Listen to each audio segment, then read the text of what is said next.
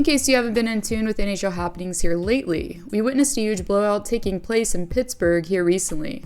This 7-2 blowout was capped off with fire Hextall chants that gave away just how fans were feeling. Therefore, I decided to circle back here and go over a few NHL stars that have been severely let down by their own teams. And with that, here are 3 players whose teams have let them down.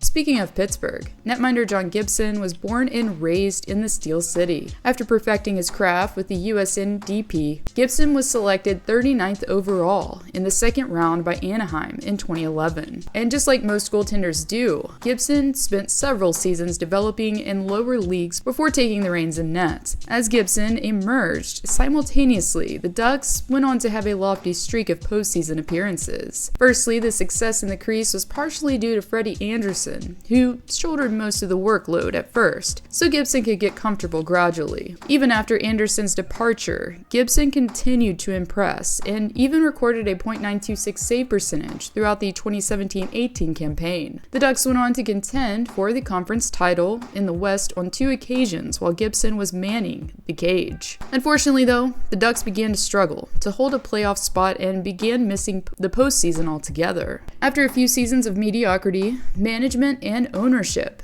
became self-aware. Therefore, last season, the Ducks organization decided to turn a new leaf officially and start selling the farm, or should I say pond in this case. Names such as Hampus Lindholm, Rickard Rakell, and Josh Manson began to disperse from Orange County and relocate. Ryan Getzlaf hung up the skates, while new pieces such as Trevor Zegras and Jamie Drysdale were added to the fold. However, the biggest name left behind that has been with the team for a substantial amount of time is John Gibson. While some spectators may see his numbers and assume Gibson has fallen off of a cliff, well, not all is what it seems. Some games here lately, it seems like Gibson is the only good thing about the team that's trying to give them a chance. But since the Ducks are in the rebuilding phase, this has put a significant workload on the netminder. If we go to the stats page, we can easily surmise that he's made the most saves league-wide with over 1,300 so far. Even though there was a rumor that Gibson wanted to leave Anaheim, nothing substantial has come from the hearsay. Currently, he's nearly halfway through the 8-year, $51 million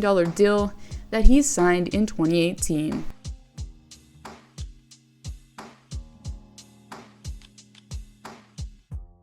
After making it to the Stanley Cup Finals in 2011, the Canucks, after 2 botched attempts at winning the first round, missed the playoffs altogether thereafter. Therefore, in 2013, the Canucks were granted a top 10 selection in the draft, and with the pick, GM at the time Mike Gillis selected Bo Horvat, a gifted two-way center in his own right.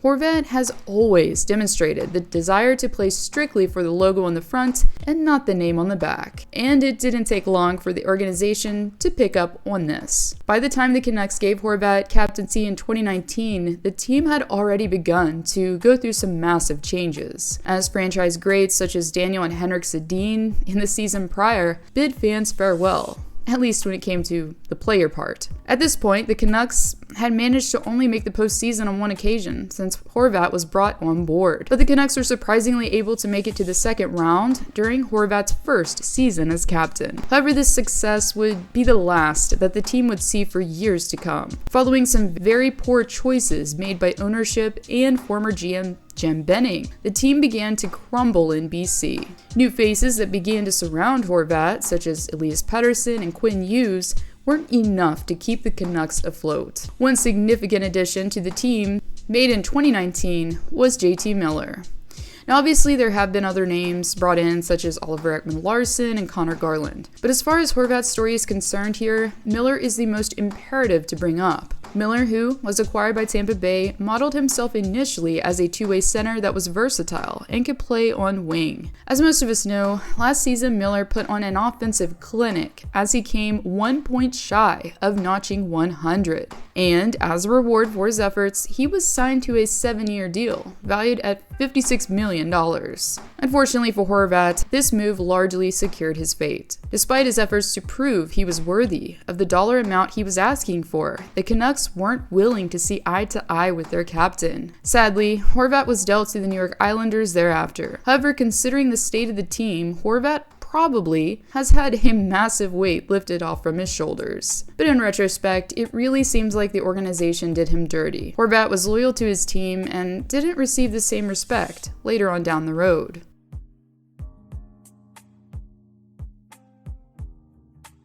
As I alluded to in the video's intro, things have taken a massive turn for the worse in the Burgh recently. Now, since Sid's story is a much more lengthy one than the players previously mentioned, we're going to condense and start where things really began to go wrong.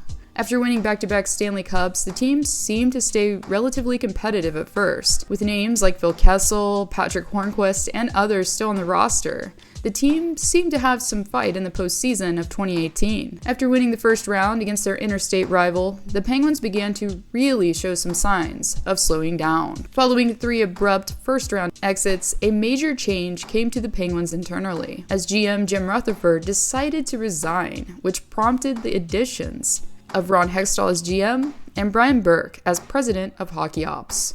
Also, a huge piece of the puzzle was the changing of hands in the ownership department as well. More than a year after Rutherford's departure, co-owners Ron Burkle and Mario Lemieux decided to sell the majority of their shareholdings over to Fenway Group. Therefore, even though Lemieux and Burkle are technically still in the loop, Fenway Group has a majority of control and most say over what happens. And below them is GM Ron Hextall. Hextall started out his tenure as GM with a bang, as his first deadline involved the Ricard-Raquel trade, which seemed to be a great move for the team. However, following the deal came a series of transactions that infuriated the fan base and caused the team to falter. To begin the current campaign, for instance, Hextall decided to re-up Kasperi Kapanen, a player that failed to score a single point for 13 games straight last season. Also, leaving Brandon Tanev exposed in the Seattle expansion draft was also a tough one to take. It's not what Hextall has done,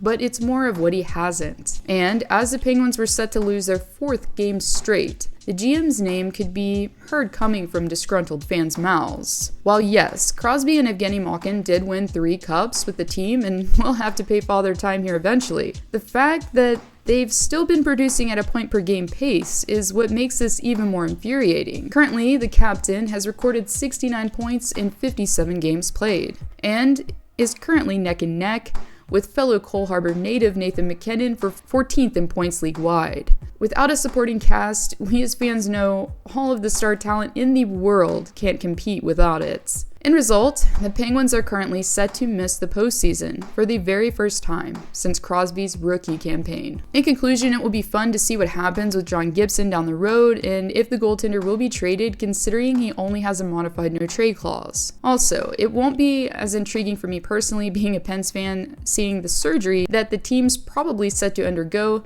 but it will be exciting, I'm sure, for fans that aren't supporting the B, repping black and yellow. If you'd like to support my work, you can easily do so while staying hydrated with Liquid IV. Simply click the link below and use my code ALYSSAHOPE in all caps to receive a 20% off discount and free shipping on their products. Thank you for watching, and I'll see you all next time.